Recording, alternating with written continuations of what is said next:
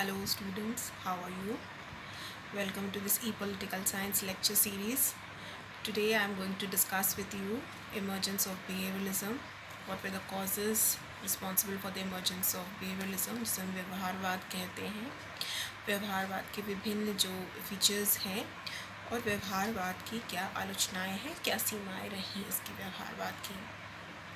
Students, before starting behavioralism, I would like to repeat that in my earlier videos in political theory playlists, I have already uploaded the importance of political theory, the definition, the different approaches, and also the decline of political theory, why political theory was declining.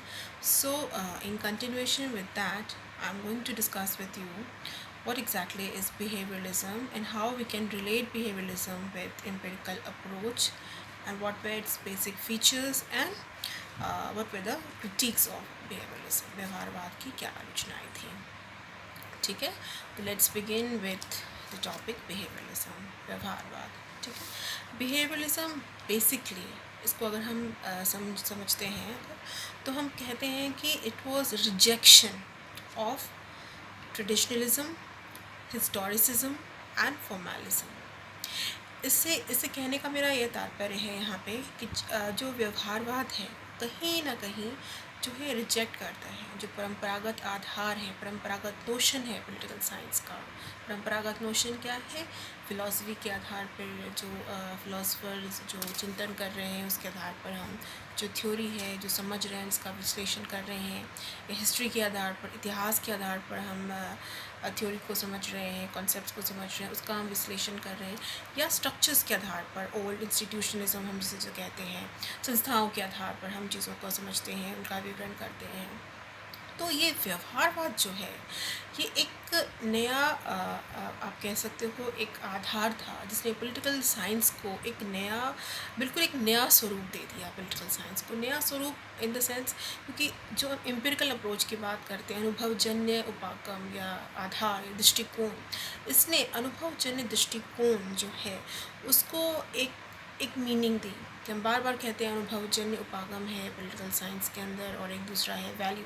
तो अनुभवजन्य उपागम को समझने का जो आधार जो दिया, जो एक दृष्टिकोण दिया, तो वो थी व्यवहारवाद क्रांति, जिसे हम बिहेवियरल रेवोल्यूशन भी कहते हैं और व्यवहारवाद कहते हैं. हालांकि इसके जो प्रोटैगनिस्ट हैं वो डेविड ईस्टन है. But how did it come out, कैसे आया? तो व्यवहारवाद की जो आप कह सकते हो बैकग्राउंड है वो ऑगस्ट कॉम्टे के 1920 वेना सर्कल का जो लॉजिकल पॉजिटिविज्म है उसके थ्रू आया. क्यों? क्योंकि logical positivism is giving importance to observation, it's giving importance to experience based political inquiry होनी चाहिए. जो पॉलिटिकल साइंस है उसका आधार एक्सपीरियंस बेस्ड है, उसका आधार ऑब्जर्वेशन है, अवलोकन है. हम चीज़ों को पहले देखते हैं, समझते हैं. Political scientist, philologist, for example Yogendra Yadav की आप स्टडी देखिए जो इलेक्टोरल बिहेवियर पे वो करते हैं, तो वो हम बिहेवियर पैटर्न्स हम समझते हैं. We don't come out with conclusions instantly, मतलब और हम कंक्लूड कर देते हैं, ऐसा नहीं करते क्योंकि पहले हम उस पैटर्न को समझते हैं. तो इसलिए मैं यहाँ पे बस आपको एग्जाम्पल से समझाना चाह रही थी. Now will go back to behavioralism, its definition. So behavioralism gave to political science, you can note down, a new focus. I'm going very slow. Individual, group, a new emphasis, behavior, and a new methodology that is scientific and empirical. ये इसने political science को दिया. Next important जो point है, it is essentially and primarily a methodological approach, scientific methodological approach to knowledge that studies what empirically happens in the course of human behavior.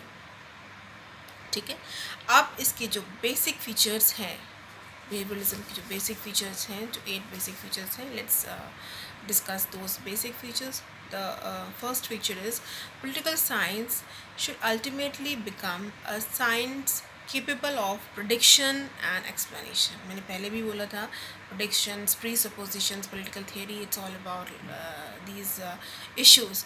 Then the second important point is that it should be basically concerned with observation of facts and phenomena. Observation अवलोकन से संबंधित होना चाहिए.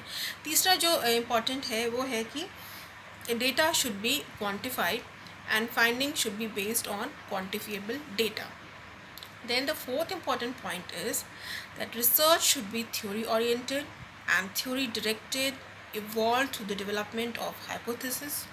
Then the next important point is political science should be a pure science. A pure science की जो अवधारणा है उस पर भी काफ़ी डिबेट है कि हम जो प्योरिटी है उसको हम कैसे इस्टेब्लिश करेंगे. बिहेवियरलिज्म के अकॉर्डिंग जो मतलब एक्सपेक्टेशंस थे कि प्योर होना चाहिए. Then next point is it is beyond any legitimate inquiry. And the next seventh point is it is interdisciplinary, and it is interdisciplinary. And then the last one is it is based on methodology that is scientific based, and it is less concerned with values.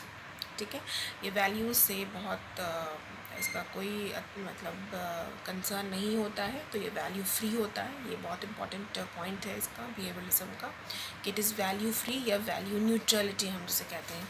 अब मैं ये सारे points आपको हिंदी में भी बता रही हूँ so that you can note down. जो हिंदी मीडियम के स्टूडेंट्स हैं, अनुभवजन्य सिद्धांत या हम व्यवहारवाद जो जिसके साथ हम उसको जोड़ते हैं, और ये डेविड स्टन द्वारा लाया गया था, ये अमेरिका में आया ये व्यवहारवाद क्रांति.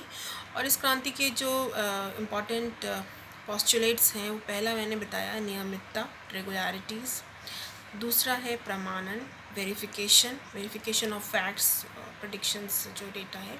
तीसरा है टेक्निक्स जो है साइंटिफिक जो इंक्वायरी है वो. चौथा है क्वांटिफिकेशन जिसे हम हिंदी में कहते हैं प्रमाणीकरण. फिर नेक्स्ट पॉइंट इज़ वैल्यूज़ नहीं होंगे इसमें, वैल्यूज़ से दूर होना है. इस विश्लेषण को, इस जो एनालिसिस है उसे वैल्यूज़ से दूर होना है. Next point is सिस्टमेटाइजेशन. एक सिस्टमेटिक इंक्वायरी है इसके अंदर, ठीक है, एक ऑर्गेनाइज्ड इंक्वायरी है so that to come to conclusions जो हम जो पे कहते हैं प्योर जो उसकी बात करते हैं तभी वो हो पाएगा प्योर साइंस, आपको सिस्टमेटाइज होगा. तो जिसे हम हिंदी में कहते हैं व्यवस्थापन. फिर नेक्स्ट पॉइंट है विशुद्ध विज्ञान, प्योर साइंस की बात करता है ये. प्योर साइंस होने के लिए इसको ऑब्वियसली वैल्यू फ्री और वैल्यू न्यूट्रल होना चाहिए.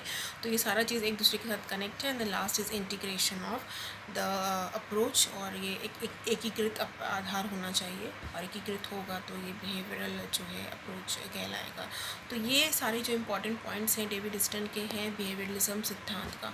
ये क्यों आया, बेसिकली इसलिए आया. सबसे पहले तो मैंने बताया कि logical positivism was an important you can say a reason for the emergence of behavioralism, and the other important reason was that the political theory के जो ये traditionalism approach है, philosophical approach, historicism, they were being question again and again कि इसकी authenticity क्या है और किस तरह से हम इसको observation के अंदर देख सकते हैं. तो political theory was in a decline, और अल्फ्रेड कोबेन के आप arguments देखेंगे कि किस तरह से decline of political theories के ह्रास की जो बात है वो कही जा रही थी. और इसी बीच जो है ये सारे इश्यूज आने लगे और बिहेवियरल क्रांति का पूरा जो है डिस्कशन. तो behavioural revolution is very important students to understand the empirical approach. हम बार बार कहते हैं एम्पेरिकल, नॉर्मेटिव, अनुभवजन्य, और जो वैल्यूज़ हैं मूल्यों के आधार पर जो आप उपागम आपने पढ़े हैं अपने क्लास में. तो ये आप कनेक्ट कैसे करोगे, क्योंकि जो भी एम्पेरिकल अप्रोच है, अनुभवजन्य जो सिद्धांत है, इसलिए है क्योंकि वो कहीं ना कहीं बिहेवियरल रेवोल्यूशन के साथ कनेक्टेड है, और उसने पॉलिटिकल साइंस को एक विज्ञान को एक वैज्ञानिक रूप है कहने के लिए पॉलिटिकल साइंस है. तो पॉलिटिकल साइंस जो राजनीतिक विज्ञान है उसको सही में जो विज्ञान का जो आधार दिया गया है वो ये व्यवहारवाद जो सिद्धांत है उसके द्वारा दिया गया. Then we will say that obviously फिर तो व्यवहारवाद सिद्धांत बहुत अच्छा है, और फिर इसमें कोई लेक्यूना, कोई लूपहोल्स नहीं होंगे. नहीं, ऐसा नहीं है. व्यवहारवाद सिद्धांत अमेरिका से आया, वेस्टर्न कॉन्सेप्ट था, वेस्टर्न ओरिएंटेड था, इसलिए ये हमेशा जो इसकी लेंस रही ये वेस्टर्न ओरिएंटेड रहा. वेस्ट के तरफ इसका बहुत ज़्यादा ध्यान एकत्रित रहा, और वेस्ट के प्रॉब्लम्स को तो ये सुलझाने में फिर भी बहुत हद तक कारगर रहा. But it failed to understand the social cultural changes, जो चेंजेस हो रहे थे कम्युनिस्ट सोसाइटी में और डेवलपिंग सोसाइटीज़ में, जो चेंजेस हो रहे थे, बदलाव हो रहे थे, economic social and cultural basically जो चेंज हो रहे थे, इसको ये समझाने में बहुत हद तक फेल हुआ। और दूसरा जो बहुत इम्पोर्टेंट जो कारण था इसके फेलियर का, बिहेवियरल रेवोल्यूशन का, कि हम हमेशा जो है सिर्फ साइंटिफिक इंक्वायरी के आधार पर हम चीज़ों को नहीं कर सकते, क्योंकि उसमें अगर जो वैल्यूज़ नहीं होगा तो पूरा एक्सप्लेनेशन जो है वो क्लियर नहीं होता है। किसी भी आदमी हम जब कोई भी उसकी क्लैरिफिकेशन करते हैं तो उसके लिए बहुत ज़रूरी है कि उसके अंदर वैल्यूज़ होनी चाहिए।